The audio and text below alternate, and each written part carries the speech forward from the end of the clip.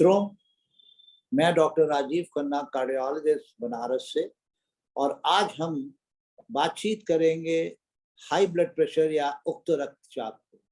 आमतौर पर हर कोई चाहेगा कि उसका रक्तचाप सामान्य हो, लेकिन असल में इसका मतलब क्या होता है और मूल रूप से हर बार जब दिल धड़कता है तो ये पाया जाता है कि रक्त वाहिनियों में जो रक्त पंप हो रहा है वह एक प्रेशर क्रिएट करता है और इस प्रेशर को ही रक्तचाप कहा जाता है। आमतौर पर स्वस्थ जीवन में यह दिन भर वैरी करता है, घटता बढ़ता रहता है, लेकिन जब रक्त अधिक समय तक बढ़ा हुआ रहता है तो इसको हाई ब्लड प्रेशर या उच्च रक्तचाप कहते हैं। और अगर इसका उपचार न किया जाए तो इसके स्वास्थ्य संबंधी गंभीर जटिल समस्याएं पैदा हो सकती हैं। सामान्य रूप से सामान्य की अपेक्षा रक्तचाप के निरंतर बढ़ने होने को ही हाइपरटेंशन कहते हैं। उक्त रक्तचाप में एक बार आमतौर पर एक समय के बाद बढ़ता है।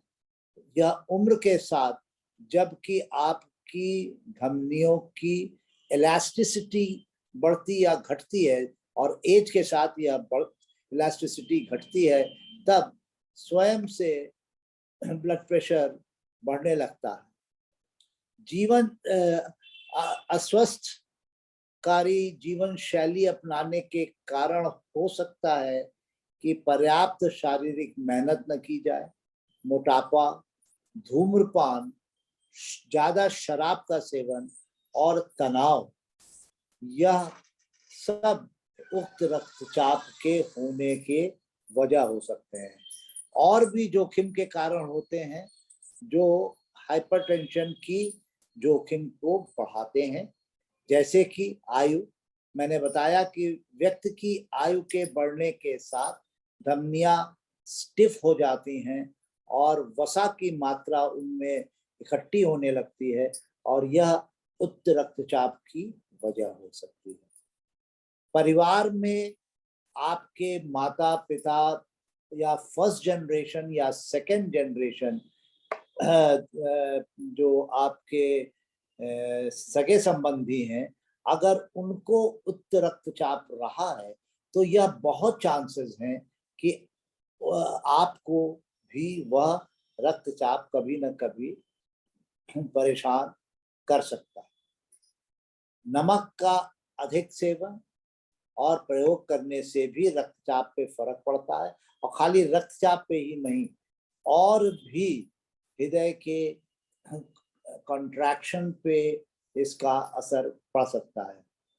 भोजन में पर्याप्त मात्रा में पोटेशियम के न होने पे भी रक्तचाप बढ़ सकता है और स्ट्रोक तथा क्रॉनिक किडनी डिजीज यानी गुर्दे की बीमारी और फालिज का, या जिसको हम लोग आम भाषा में हवा लगना कहते हैं, वह मरीज को हो सकता है। प्रोसेस्ड फूड, जो रखे हुए फूड जिनमें कि प्रिजर्वेटिव्स होते हैं या जिनमें चिकनाई होती है, या आम शब्दों में हम उनको जंक फूड कहते हैं, यह जंक फूड खाने से भी पूरे शरीर में वसा की मात्रा बढ़ती है और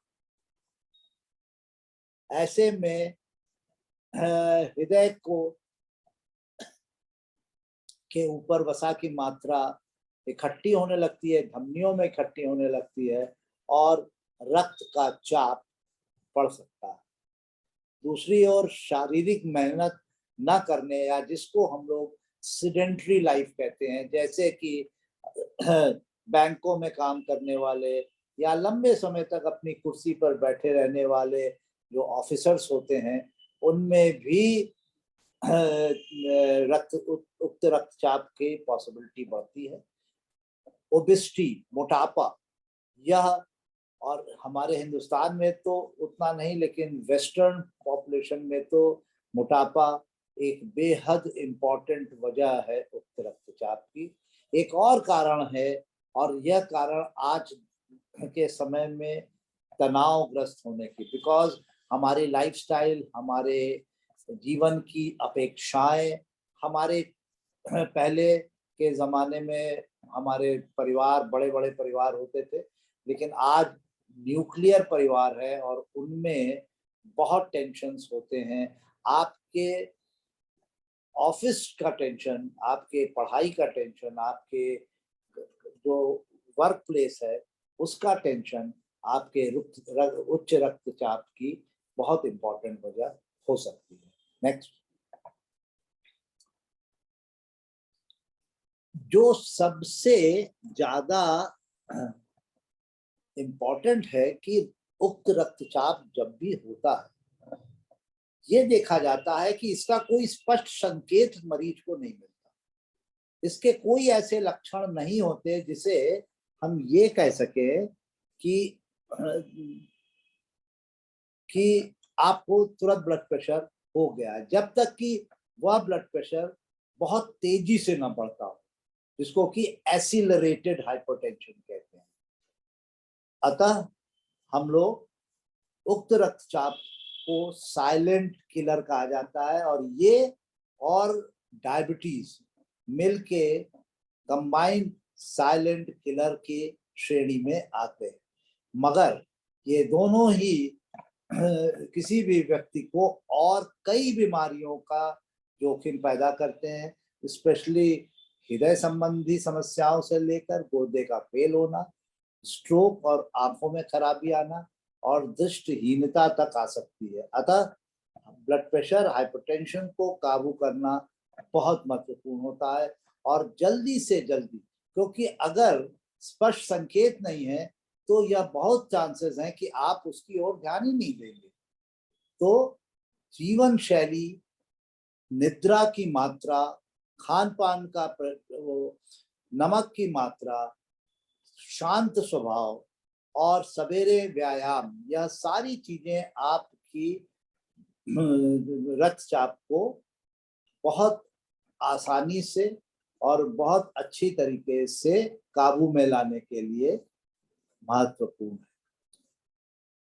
व्यक्ति का रक्तचाप अधिक है या नहीं, इस बात का पता लगाने के लिए जो हम लोग डिवाइस यूज करते हैं, जो मशीन यूज करते हैं, उसको स्फिग्मोमैनोमीटर कहते हैं। इससे उक्त रक्तचाप का पता आसानी से लग जाता है। और आज के समय में कई इलेक्ट्रॉनिक डिवाइसेस आ गई हैं जो कि घरों घरों में है, और अब हम लोग बल्कि कोशिश करते हैं कि क्लिनिक में लिया जाने वाला ब्लड प्रेशर का मेजरमेंट से ज़्यादा इम्पोर्टेंट है कि आप अपने घर पे भी ब्लड प्रेशर का इंस्ट्रूमेंट रखें और देखें, और तब हम ये डायग्नोज करें कि क्या आपको उक्त रक्तचाप या ब्लड प्रेशर है या नहीं है। आमतौर पे ये भी देखा जाता है कि जब लक्षण प्रकट होते हैं, उस समय सुबह के समय सिर का दर्द होना, टायर्डनेस या थकान होना, नजरों में बहुत जल्दी जल्दी बदलाव आना, कानों में झंझनाहट, थकावट, हल्की हल्की उबकाई या उल्टी का आना, और किसी भी व्यक्ति को इन सब लक्षणों में से कोई भी एक लक्षण या दो लक्षण है तो उसको सबसे पहले अपने रक्तचाप को नपवाना चाहिए। इससे उक्त रक्तचाप का पता आसानी से लग जाता है कि आपको उच्च रक्तचाप यानी हाइपरटेंशन की कंडीशन है या नहीं। क्योंकि हमने जैसा आपको बताया कि स्फिग्मोमैनोमीटर नाम के उपकरण से मापा जाता है। इसको दो संख्याओं में दर्ज किया जाता है। जो शुरुआत साउंड सुनाई देती है उसको सिस्टोलिक ब्लड प्रेशर कहा जाता है, जो कि हृदय के कार्डियक आउटपुट का डिनोमिनेटर होता है, बताता है। और दूसरा पेरिफेरल आर्टरीज का जो रन ऑफ है उसको देखने के लिए, जहां पर कि यह वॉइस खत्म हो रही होती है या मफल हो रही होती है, उसको डायस्टोलिक कहते हैं। जो इलेक्ट्रॉनिक उपकरण है उनमें आसानी से ये मिल जाता है, लेकिन कहा यह जाता है कि एक आप कम से कम 1 या 2 या 3 बार लेके तब उसका एवरेज लीजिए। तो आइए समझने का प्रयास करते हैं कि दोनों संख्याओं का अर्थ क्या है, सिस्टोलिक क्या है और डायस्टोलिक क्या है। नॉर्मली स्वस्थ सामान्य रक्तचाप को हम लोग कहते हैं 120/80 मिलीमीटर ऑफ मरकरी से कम होना चाहिए। इसे 120 सिस्टोलिक और 80 डायस्टोलिक। यहाँ बड़ी वाली संख्या सिस्टोलिक है और छोटी वाली संख्या डायस्टोलिक है। इसका मतलब यह है कि दो धड़कनों के बीच में हृदय जब विश्राम की अवस्था होती है तब हृदय वाहियों में पड़ने वाला जो दबाव होता है वह डायस्टोलिक होता है। अब जब बढ़ना शुरू होता है यह ब्लड प्रेशर, और यह ब्लड प्रेशर 140/90 के स्तर से अधिक होता है, तब हम कहते हैं कि यह मरीज हाइपरटेंशन से ग्रसित हो रहा है या इस व्यक्ति का हाई ब्लड प्रेशर ज्यादा है, और इसे गंभीर हृदय रोग हो सकता है या इसके किडनियों पे, इसकी आंखों पे, इसके ब्रेन पे इसका असर पड़ सकता है। 17 मई को हम विश्व हाइपरटेंशन दिवस मनाते हैं और यह दिन भर उच्च चाप से ग्रसित 1 बिलियन से अधिक लोगों से को जागरूक करने के लिए, अपने रक्तचाप पर नजर रखने के लिए और उसके महत्व को रेखांकित करने के लिए समर्पित है। तो 17 मई को हम लोग ये पूरी तरीके से कोशिश करते हैं कि ज्यादा से ज्यादा जनसंख्या, क्योंकि यह समस्त जनसंख्या में सबसे बड़ा हेल्थ इशू है, इसलिए विश्व हाइपरटेंशन दिवस हेतु इस वर्ष की थीम है अपना रक्तचाप जांचें और इसे नियंत्रण में रखें और आयुष्मान। तो इस साल की हम लोग के लिए यही वो है ना। जोखिम की रोकथाम की जा सकती है और यह मैंने आपको एक बार पहले ही बताया, लेकिन मैं फिर से आप लोगों के लिए इसको पुनः दोहराता हूँ। नियमित व्यायाम, सवेरे मॉर्निंग वॉक, प्राणायाम, स्वस्थकारी आहार, शराब सिगरेट आदि की लत से दूर रहें, नियमित रक्तचाप की निगरानी करें, मानसिक तनाव किसी भी वजह से, आर्थिक हो, सामाजिक हो, आपके अपने वर्क प्लेस पे हो, इन सब चीजों से को जितना काबू कर सकते हैं उसके लिए आपको प्राणायाम और योगा की सहायता लेनी चाहिए। नियमित रूप से दवा खाएं, यह सबसे इम्पोर्टेंट है, क्योंकि देखिए जब भी हाइपरटेंशन होता है यह माना जाता है कि यह हाइपरटेंशन अब आपके जीवन का भाग है। That is why it is called as lifestyle disease. अब आपको जब इसको जीवन भर करना है, जब इसको जीवन भर करना है तो आपको नियमित रूप से रोज दवा खानी है, और यहाँ पे गलतियां होने का डर रहता है। तो आप कोई ना कोई तरीका ऐसा निकालें जिससे कि आपको याद रहे।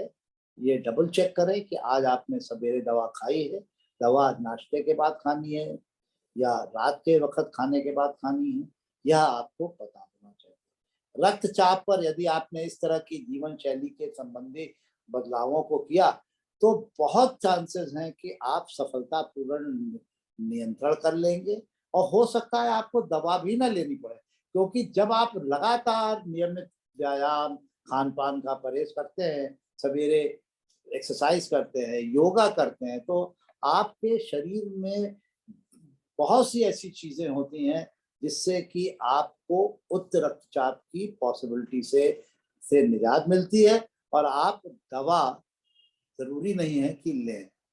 या ऐसा भी हो सकता है कि हम लोग 5 से 10 साल 15 साल तक उन दवाओं की जरूरत से अलग होते हैं। अब आइए इन तरीकों पे हम एक बार नजर डालें थोड़ा डिटेल में। और जैसे नियमित व्यायाम, रक्तचाप को कम करने के लिए बिना दवा के व्यायाम का सहारा लिया जा सकता है। नियमित रूप से व्यायाम करने से व्यक्ति का हृदय सशक्त होता है, हृदय यदि सशक्त और स्वस्थ है तो यह आसानी से आप अधिक रक्त को पंप करेगा और आपके शरीर को ऑक्सीजन पहुंचाने में मदद करेगा और रक्त वाहिनियों पे पड़ने वाला बल घट जाएगा और सिस्टोलिक और डायस्टोलिक ब्लड प्रेशर अपने आप कम हो जाएगा। अन्य दिशा में हम सब जानते हैं कि आयु और भार का बढ़ना दो बड़े जोखिम है जिनके कारण बीपी बढ़ता है और यदि रक्तचाप यदि वांछित स्तर यानी 120/80 पर है तो आपकी आयु के साथ इसे बढ़ने से इस व्यायाम आपको और खान पान का परहेज इसको रोक सकता है।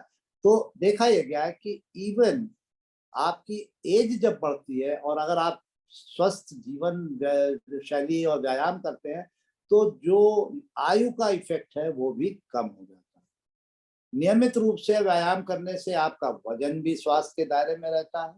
मेरे विचार से रक्तचाप को नियमित नियंत्रित करना एक महत्वपूर्ण बात है और व्यक्ति का लक्ष्य होना चाहिए कि ये सप्ताह में लगभग हर रोज कम से कम 30 मिनट तक सांस से जुड़े व्यायाम या प्राणायाम करें, तेज चाल, जॉगिंग या तैराकी जैसे नियमित और सुनियोजित व्यायाम करें और ऐसा करने से रक्तचाप में कमी आ सकती है। आइए अब हम लोग स्वस्थकारी आहार पे बात करें। नेक्स्ट, रक्तचाप को नियंत्रित करने में आहार भी बहुत इम्पोर्टेंट होता है। हाइपरटेंशन रोगियों में अधिक मात्रा में हरी सब्जियां, फलों का चोकर या मोटा अनाज का सेवन किया जाना चाहिए। आहार के माध्यम से रक्तचाप को घटाने और रोकने की अपनी आहार योजनाएं होती हैं जिसमें थोड़ा नमक की कमी और सीजनल फ्रूट्स और वेजिटेबल्स का खाना जो है वो लिया जाना चाहिए। इसे डैश डाइट या मेडिटेरेनियन डाइट भी कहते हैं।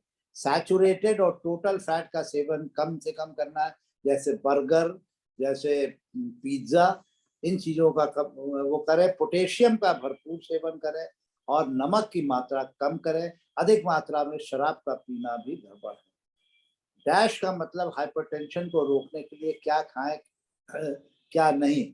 यदि उक्त रक्तचाप है और डैश डाइट में छिलके सहित अनाज, फल, सब्जियां, कम चिकनाई वाले डेयरी प्रोडक्ट्स और सैचुरेटेड फैट और कोलेस्ट्रॉल का सेवन न करने से व्यक्ति का रक्तचाप कंट्रोल हो सकता है। भोजन में नमक कम रखें और देखा यह गया है कि अगर आप नमक कम करते हैं तो 5 से 6 मिलीमीटर ऑफ HG जो रक्तचाप अपने आप कम हो जाता है, जिसका कि आपके हृदय और धमनियों पे बहुत अच्छा फर्क।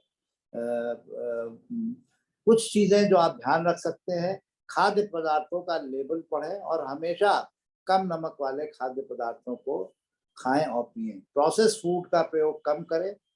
खाने में थोड़ी मात्रा में नमक तो होता है, अधिकतर नमक इन्हें प्रोसेस करते समय डाला जाता है। अतः प्रोसेस्ड फूड जो होता है वो लेने से आपका नमक बढ़ सकता है और रक्तचाप बढ़ सकता है। आप प्राकृतिक उत्पादों का सेवन ज्यादा करें। ऑर्गेनिक फ्रूट्स, ऑर्गेनिक वेजिटेबल्स जो हैं वह बहुत अच्छे होते हैं, जिनमें कि बहुत ज्यादा उर्वरक का यूज न किया जाए। खाने में नमक न मिलाएं। छोटे से चम्मच में 2300 मिलीग्राम सोडियम होता है।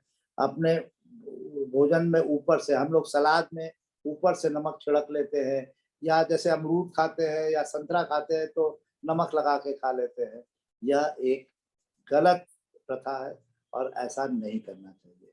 धूम्रपान, धूम्रपान एक बेहद खतरनाक व्यसन है और आपको मैं बता सकता हूँ कि सब सारी बीमारियों का में, चाहे वो हार्ट की हो, चाहे वो किडनी की हो, चाहे वो ब्रेन की हो, चाहे वो लंग कैंसर हो, चाहे वो पेट का कैंसर हो, धूम्रपान छोड़ने से रक्तचाप को वापस सामान्य करने में सहायता मिलती है।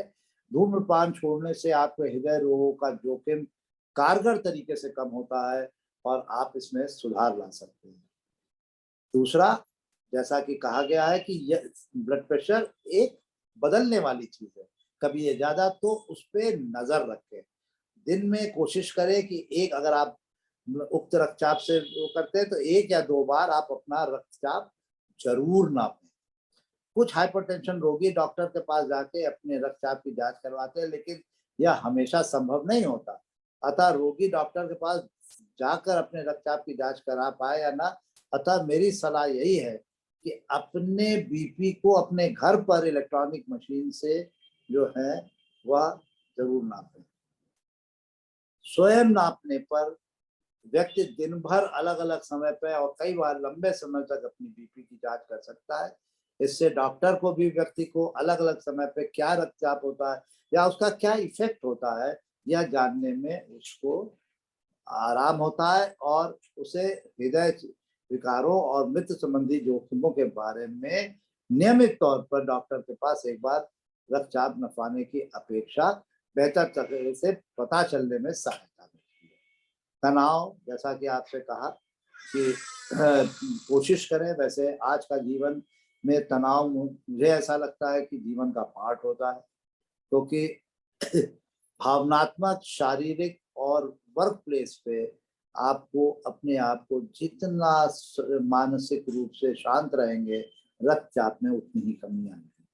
दूसरा, व्यायाम, म्यूजिक और हमेशा अच्छे, जिसे हम लोग कहते हैं कि संत वचन सुनना, अच्छे लोगों से उसको सुनना, अच्छी बातें करना, यह सब आपके तनाव पे नियंत्रण का वो है।